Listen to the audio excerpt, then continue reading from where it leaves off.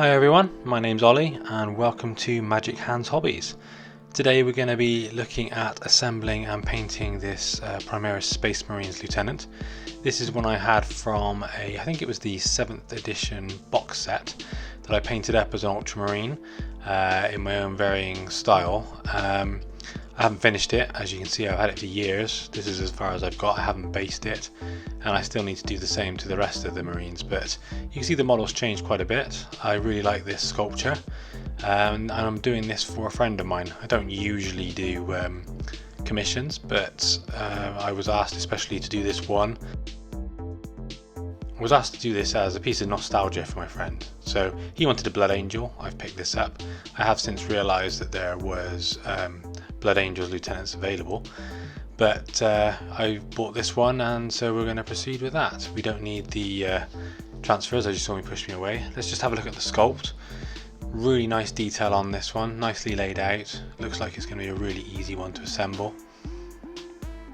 Very few connection points, which is great because there's less to clean up as a result.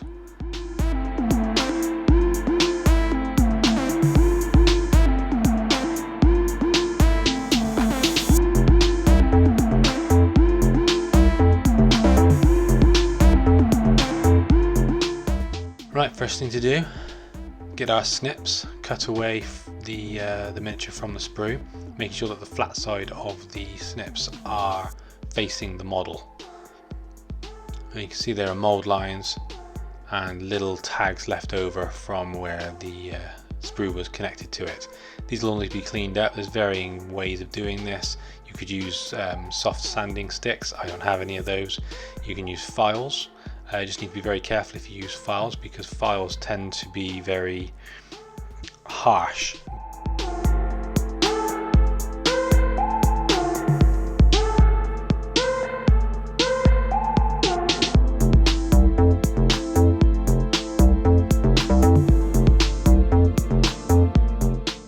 So just using the edge of the scalpel, just gently dragging it towards me.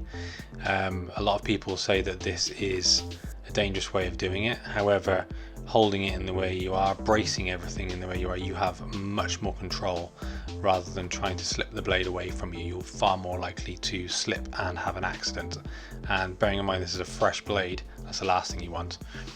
Skipping ahead, I've assembled it using plastic glue. All except for the head. This allows me to get in behind the neck. You can see I also have stuck the miniature to the base using only 1 foot. This allows me to get in underneath it and to access all areas quite easily. It's only attached with 1 drop of glue, so it will snap off the base quite easily. You can see I've now switched to my airbrush, which is in my garage. That's why the camera quality is rather poor. The lighting wasn't very good, but it doesn't need to be. I'm slapping down some base coats, primarily focusing from above, but by no means am I trying to use a zenithal method here. I'm just gradually building up the highlights, thinking of volumetrics and how light and colour would be affected on each individual armour section. And just as I'm building up the colour, I'm making the areas smaller and smaller. So you can see the original dark red covers the majority of the model, and as I'm going up through the colours, I am gradually decreasing the area. I've mentioned it loads of times in my other videos. It looks rather orange. It does turn out to be rather orange, and I do end up putting a glaze of red over the top of virtually the entire model right near the end. The orange I'm adding here, kind of wish I hadn't added the orange in quite such a bright manner, because it does turn it into a bit of a tangerine, although when you see in a second when I get it under the natural light it looks a lot better. So you can see it's dulled down quite a bit, and we're going to move on to painting the details. I looked at the colours required for a lieutenant on a Blood Angel, and this is what I'm trying to imitate with the red stripe going over the top of yellow. But obviously we've already done the red, so I'm actually creating the yellow, leaving a gap in between and generating the stripe there as well. I also decided to copy my lieutenant for the Ultramarines by putting the stripe onto his helmet as well, which we'll come to in a sec. The idea is with yellow, because it's such a hard colour to paint, I'm starting with a darker yellowy brown and building my way up to highlights and a brighter yellow. Switching to the helmet, same process.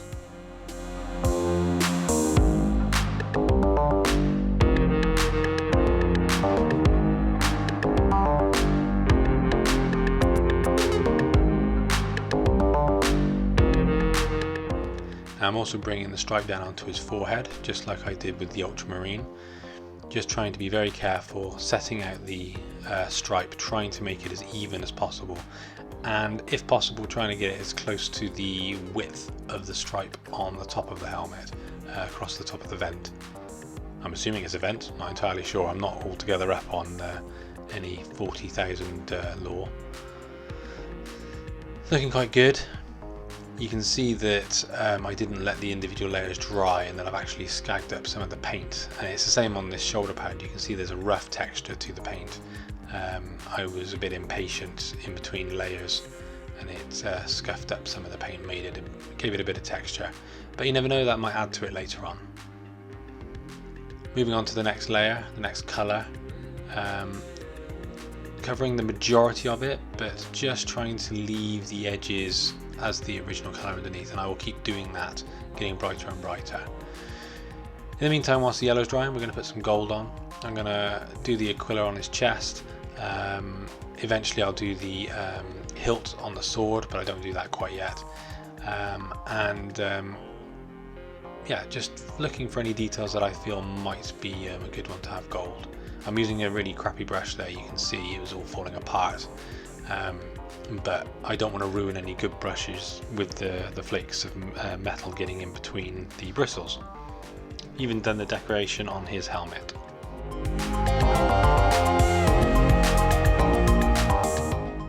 Alright, moon yellow. This is the final highlight that I'm going to be putting onto the yellow stripes and decoration on the armour. You can see here it's a much brighter yellow than the one I've done before, but it does provide a nice transition.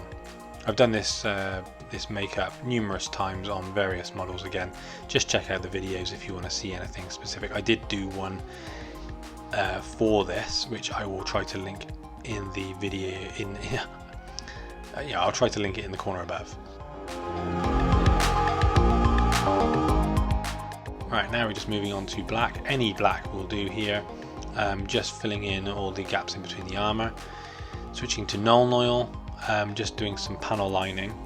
I'm not doing everything on here, and I'm just using Nuln Oil rather than an actual panel liner. The reason why I do it with this is because I sometimes like to make the lines a bit wider, almost creating a shadow underneath the armour panels. So I'll fill in the gaps that do have the lines, like the little squares you can see, but then also I'm using a much broader stroke underneath some of the armour panels to help emphasise the shadow. I've also done his kneecap, and I have base coated his sword with white. Now unfortunately I forgot to press record when I did the sword, but I followed a tutorial. If I can try and find that tutorial, it was an image, then I will look to try and link it below, but I can't remember the person's name or the website's name. It's supposed to represent molten, well not molten, a heated sword, heated metal that you'd see in a forge, and the idea is that the 2 points coming off the hilt are generating the heat and the power into the sword. I will try to do an additional tutorial on that. In the meantime, I'm adding a brown wash. In this case I'm using Agrax Earthshade over all of the gold pieces.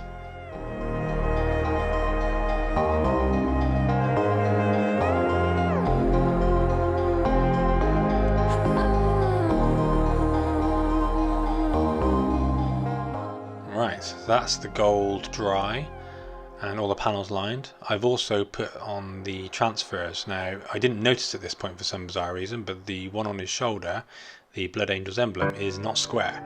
It started off square, and I believe what happened is I hadn't allowed enough time for it to dry before I put the varnish on, and when I put the varnish on it moved. So it's too late now, the varnish is dry, nothing I can do. Moving on to the eyes, starting with the base coat of white. This is the first time I've ever tried this. It was a bit risky, but the method I'm using is to put whites, then you get this Tesseract glow, which I did shake up. It didn't look like it there, but I have shaken it up. You can see the pot's open now. And we're going to put a decent layer over the top of the white, and this will help provide a glow effect. I do put too much on, but it's quite easy. You just wipe off the excess on your brush, as I am now, and then just dab away the excess. Now I will also, which I didn't record here, I will also put a bit around the outside of the lens just to give an ambient glow around. And I've also put a yellow highlight in the middle, but not too dense. Luckily yellow is a very hard colour to paint and the pigmentation is not very good, so highlight in the middle with yellow just boosts it up. I actually go back over it again because I'm about to put streaking grime all over the model, and the mistake I made here by doing this is that I did not do the paint job bright enough to then dull it down with the grime. And the problem is when I actually undo and take it off with the cotton buds and the spirits, which again unfortunately I forgot to record, it's still too dull.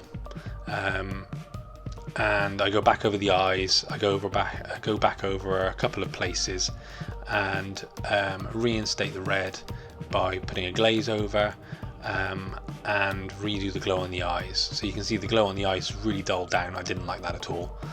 But overall I'm happy with the effect, but it's still too orange. So what I end up doing, as you can see now, I've put the glow back onto the eyes and I've glazed red all over the red parts anyway, and I think it looks a lot better. Really happy. That's me pointing out that I haven't painted the nodes that are supplying the power, but my argument would be that if the sword is that hot, then why wouldn't the nodes be? So I'm going to leave those as they are. Maybe not a good idea, but I already know that having shown this model to the owner, he is quite happy with it. It's me trying to emphasize the glow on the eyes. You can see I put a little bit of yellow right in the middle. So now we're going to move on to the base. This is one of the simplest bases I've ever done. It is a piece of slate which I've nicked off my driveway, and just deciding which way round to mount the miniature on here. That way I believe looks good, but I'm just going to turn it around, try it the other way around, and the thing is this way round the rock is sloping down, which means he's looking down. I don't want that. He's a lieutenant. He's supposed to be leading and looking forward, looking up. So by having it this way, it makes him more pronounced, and I think it gives more animation to his pose. Almost like Pride Rock in The Lion King. So once the super glue's dried, slap a bit of PVA glue down. I don't use any specific scenic glue or anything like that. I might do if I do an actual piece of scenery, but for bases, nah, just a bit of PVA glue. And then I've got this gravel in an old clay tin for my hair, and just literally dip it in, pull it out, knock off the excess, and let it dry. Now in this case I didn't just let it dry, I used a hairdryer, but it's better probably to let it dry naturally. You need to try and get as much of this off places that you don't want as possible, just like that, just moving it off the rim, and then get a brush and knock it off the slate. The last thing you want is it drying on there and causing unrealistic rock effects. Gonna grab a skull just as a bit of interest. I'm going to choose an orc skull from the Citadel skull set. Just clean up the top, scrape off the mold lines and any bits left over from the sprue. This will be glued down once I have secured the sand or the gravel to the base. I'm just going to water down some PVA glue and put that liberally into the sand, and it will soak in and dry rock solid, ready for basing.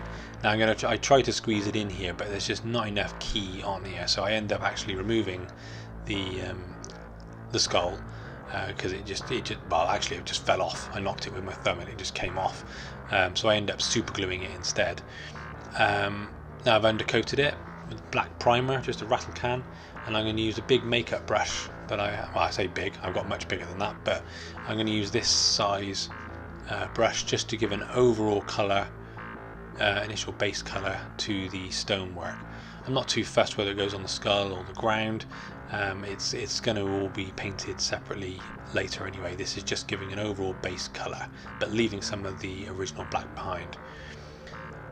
Same technique, but with a slightly lighter grey, and only trying to catch a smaller area, focusing primarily on the edges and corners. Again, don't care about the skull, that's going to be painted separately.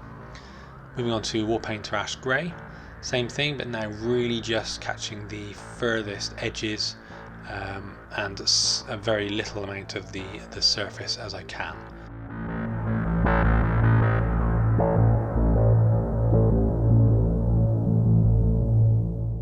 Frost Grey, final highlight, catching the absolute tips of the rock. I'm also, you can see how obviously it's slate, so it's built up in layers, so I'm trying desperately to try and catch the edges of each layer. All dried up, I'm pretty happy with that. Now we're going to get some dark green, some army green, and some jungle green, if I can get it in focus. And I put these down in watered down layers, andamonite yellow, to try and represent moss. Now, I didn't record myself doing this because I was just experimenting, but I thought, you know what, I'm actually going to run with it. So instead of repainting the whole thing and showing you again, I just decided to crack on with it. So I've put a layer of charred brown on the earth, and then I'm putting some bone white over the top of the skull. Yeah, the moss, I'm not happy with the way it looks in the end. It doesn't look real enough. I know there is a specific moss paint, I think by AK Interactive, I can't recall now. I don't have any of that, but what I do have is some flocking, which I will be using in a second. I'm then switching to a grey that I used back on the slate just to try and unify the ground with the slate itself, with the rock. The idea being that I want it to look like it is part of the same ground but not be the same material. Going to put a bit of Agrax earth shade over the top of the earth.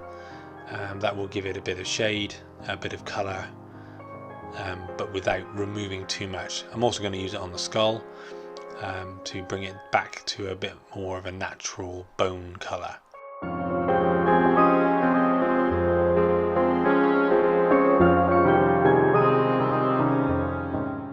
Alright, that's it all dried up. The base rim needs a bit of a clean, we'll do that in a bit. But first of all, let's get some tufts on. I got a couple of choices here. Most of them are based around winter tufts, and this is mainly because I've got Space Wolves and that's my preference.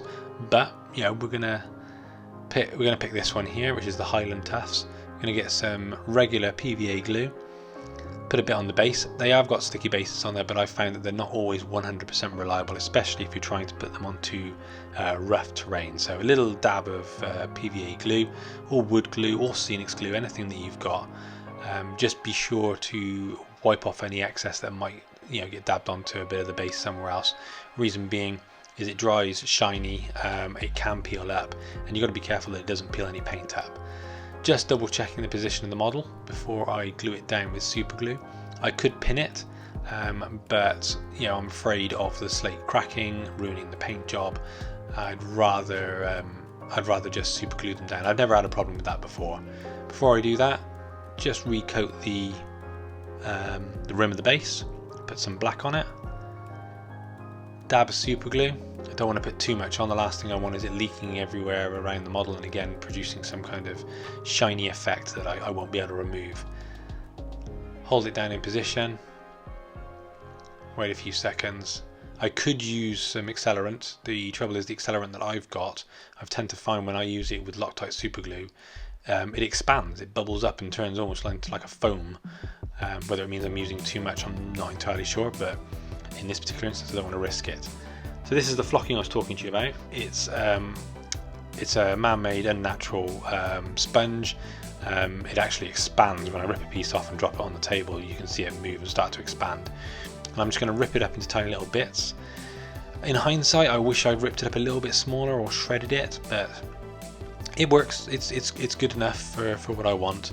And I am literally just going to use a bit of PVA glue and stick it down to the base in the locations where I've painted the moss onto the rock. Sorry about the quality, I'm using my phone as a camera, and I've zoomed in, and obviously by doing that it's reduced the quality of the picture. But you get the idea. So dabbing a bit of glue. I don't have any tweezers, so I'm having to use my fingers, and I'll tell you what, it's not easy. I do end up using a dental tool, which I don't think I've got the footage, I think I removed that. But anything that you've got that can remove big clumpy fingers out of the way and use precision is the best way to go. Here's the finished model. The owner's pretty happy with it, I'm pretty happy with it. Thanks very much for watching. I hope that it's provided something useful. If you like, please subscribe, share it with your friends, and I will see you in the next one. Bye.